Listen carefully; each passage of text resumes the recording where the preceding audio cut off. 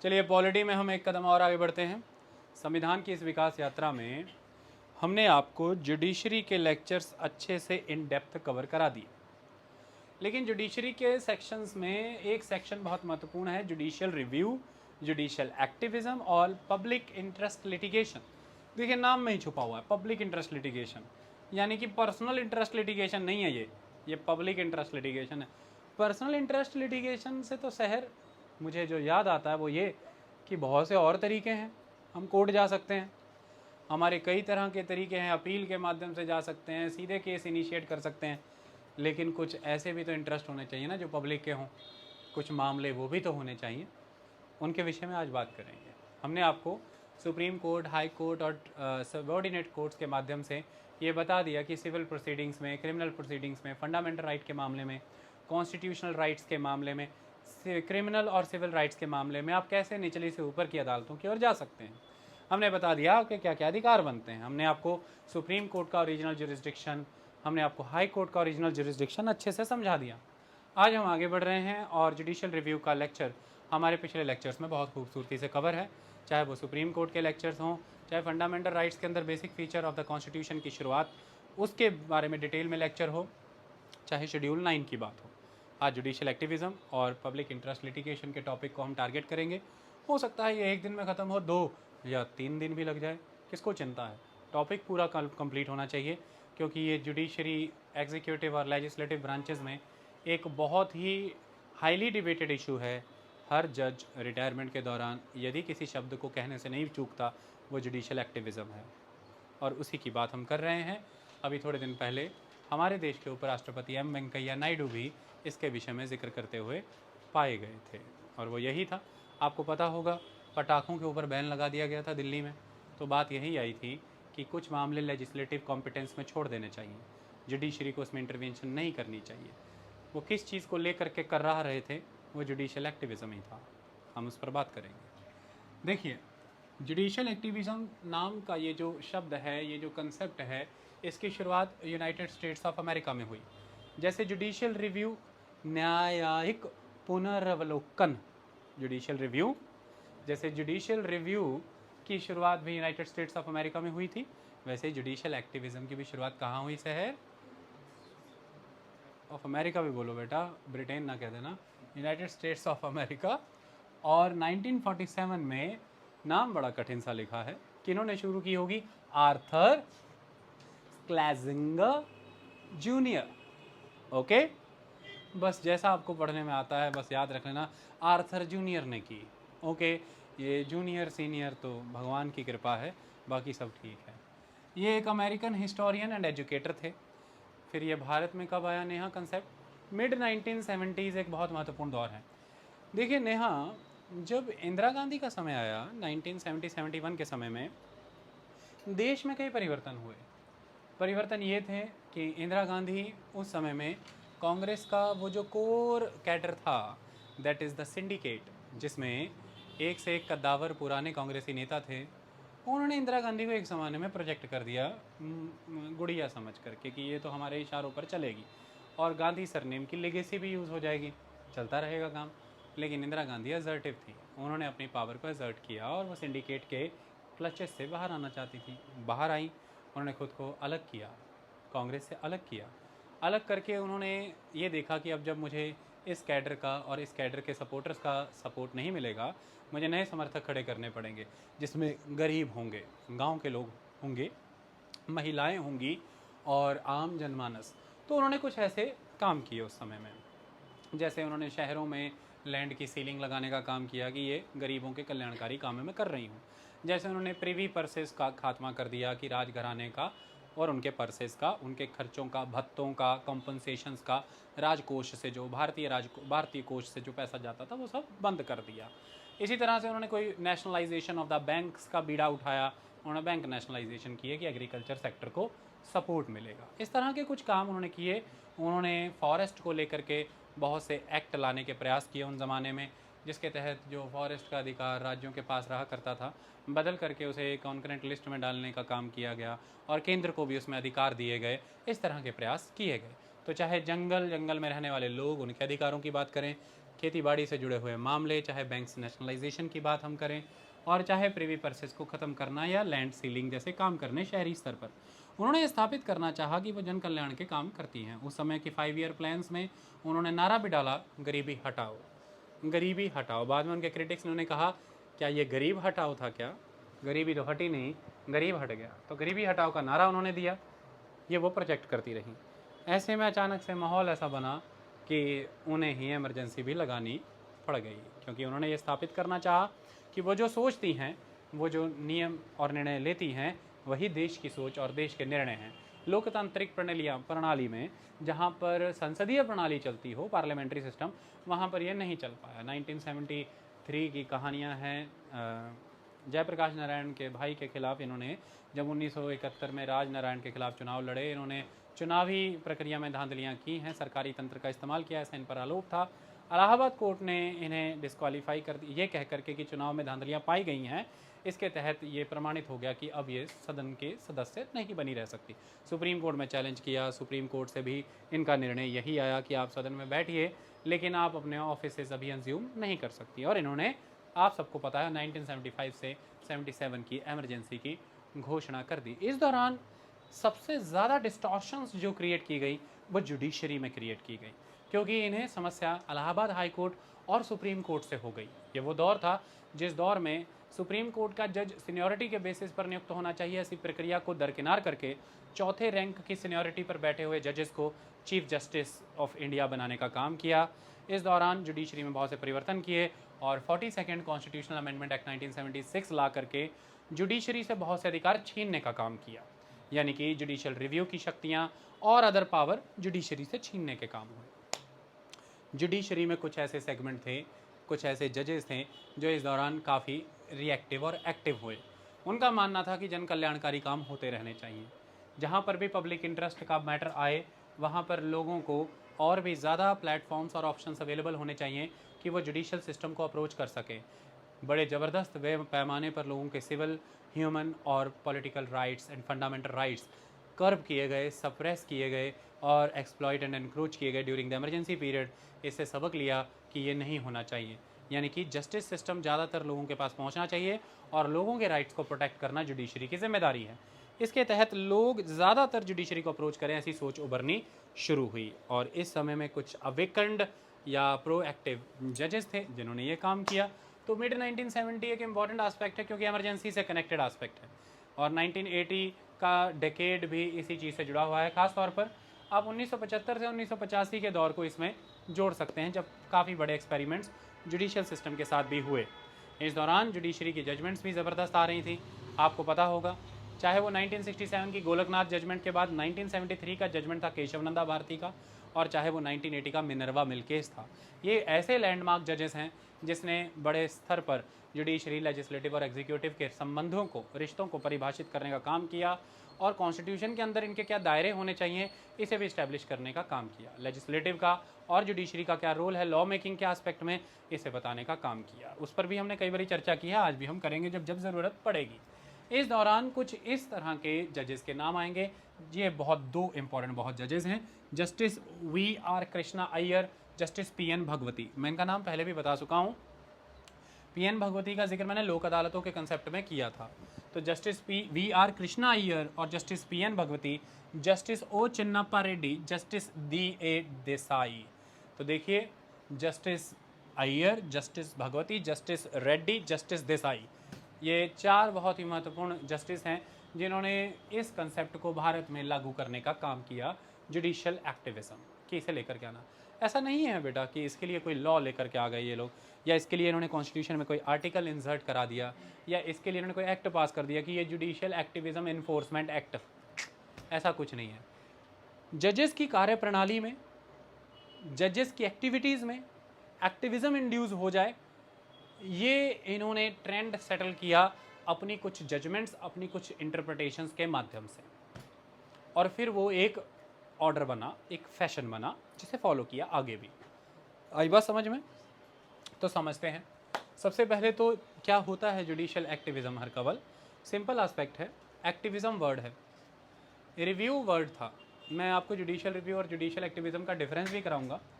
Review में आप ये चेक कर रहे हैं कि जो भी लॉ पार्लियामेंट ने पास किया है, क्या पार्लियामेंट कॉम्पिटेंट इनफ है वो लॉ बनाने के लिए, यानी कि वो मैटर यूनियन लिस्ट में या कॉन्करेंट लिस्ट में फॉल करता है, या उस मैटर पे स्टेट्स ने सेंटर को प्रपोज किया है कि आप लॉ बनाइए, तो आपने उनका कॉम्पिटेंस चेक किया, क्या वो कॉम्पिटेंट इनफ था।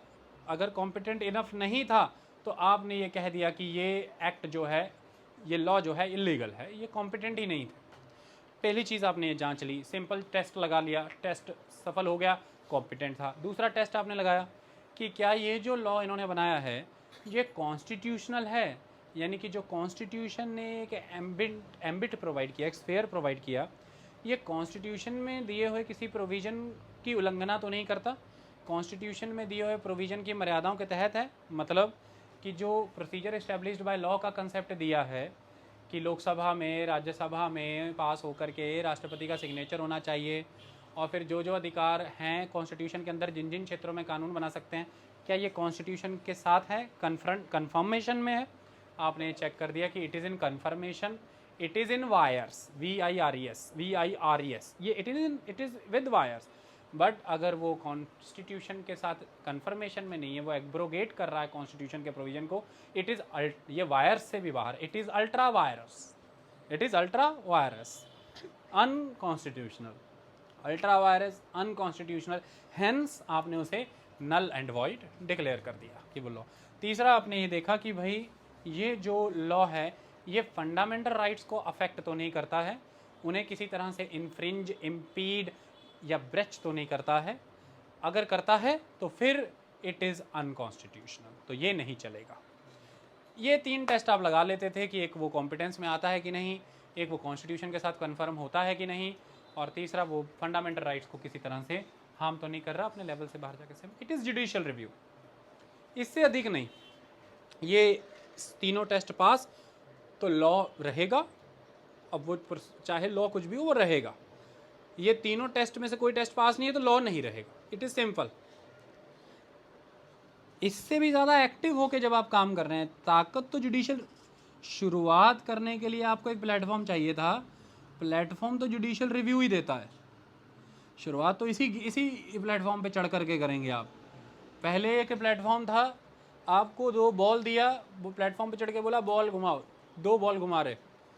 अब अगला स्टेप है, वही प्लेटफॉर्म है, बॉल 2 है, अब 2 बॉल घुमा रहे हैं, पीछे से भी आगे से भी, चारा खेला दिखा रहे हैं।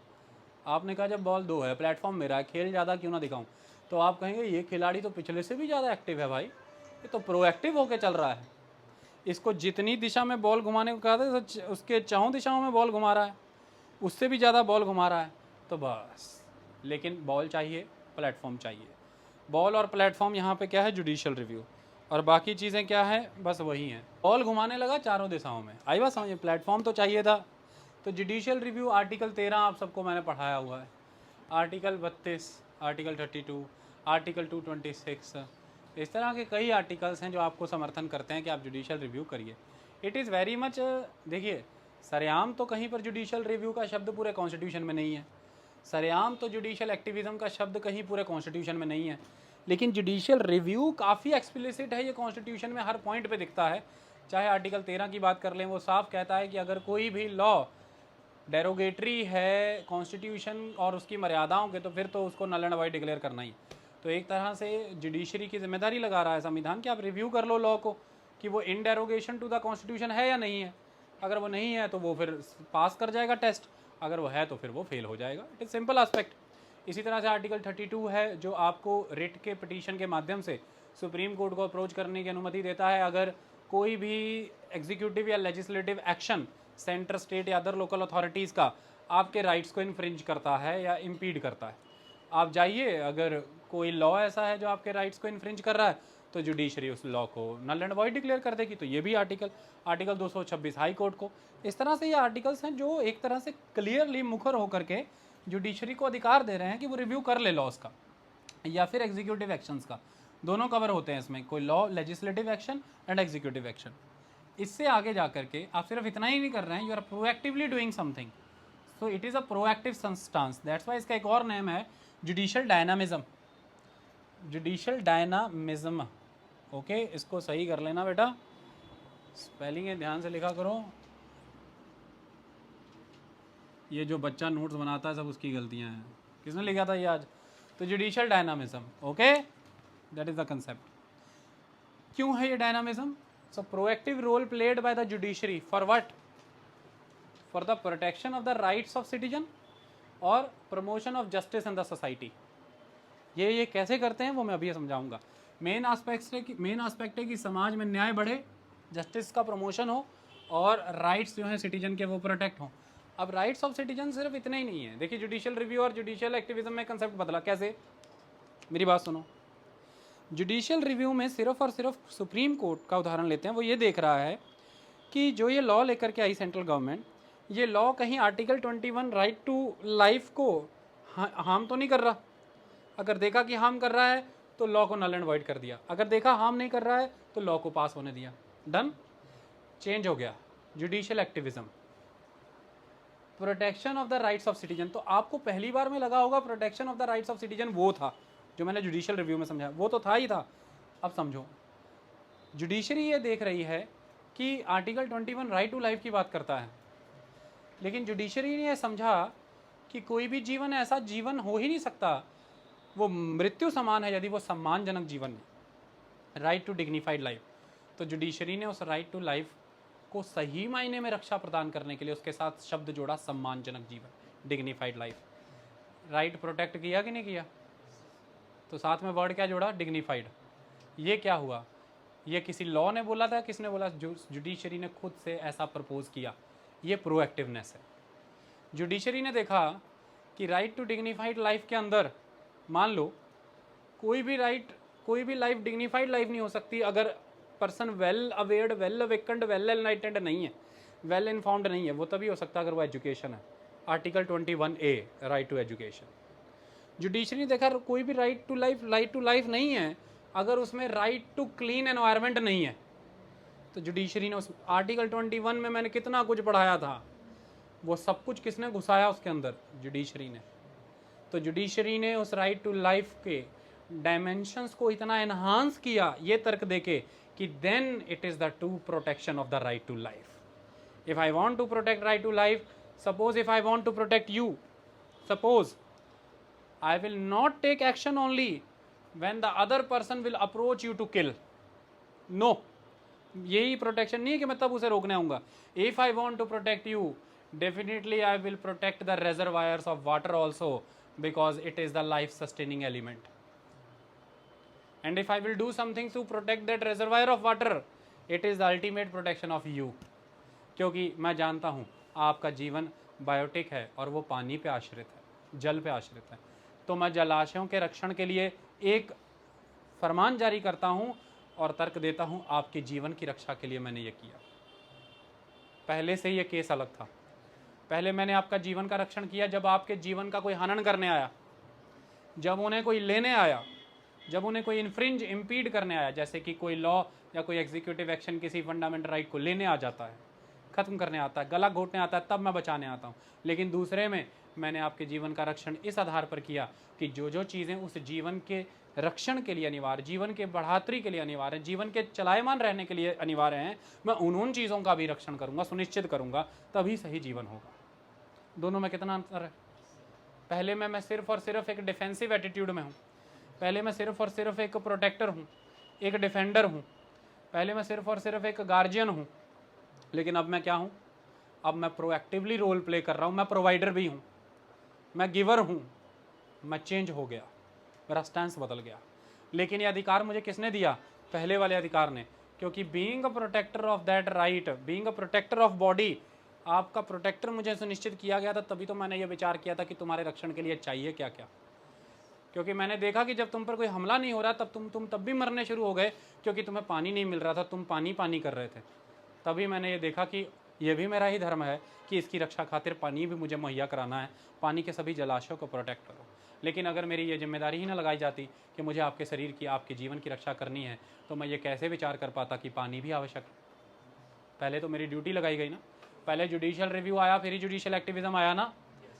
ये इतनी अच्छे से अब ये इस्टेब्लिश हो गया है। अब आगे जब आप इनका डिफरेंस करोगे यही बात बार बार आएगी। जुडिशियल एक्टिविज्म एग्जिस्ट करता है जब जुडिशियल रिव्यू हो, जुडिशियल एक्टिविज्म जुडिशियल रिव्यू से जन्म करता है। जहाँ भी जुडिशियल एक्टिविज्म होगा वहाँ जुडिशियल रिव्यू होगा, जहाँ भी जुडिशियल रिव्यू हो वहाँ जुडिशियल एक्टिविज्म हो, ऐसा जरूरी है कि नहीं? नहीं, ये डिपेंड करता है state of maturity of the democracy, ये डिपेंड करता है powers given to the judiciary, ये डिपेंड करता है इंडिपेंडेंस ऑफ द जुडिशरी, ये डिपेंड करता है separation of the power of the legislative executive and judiciary.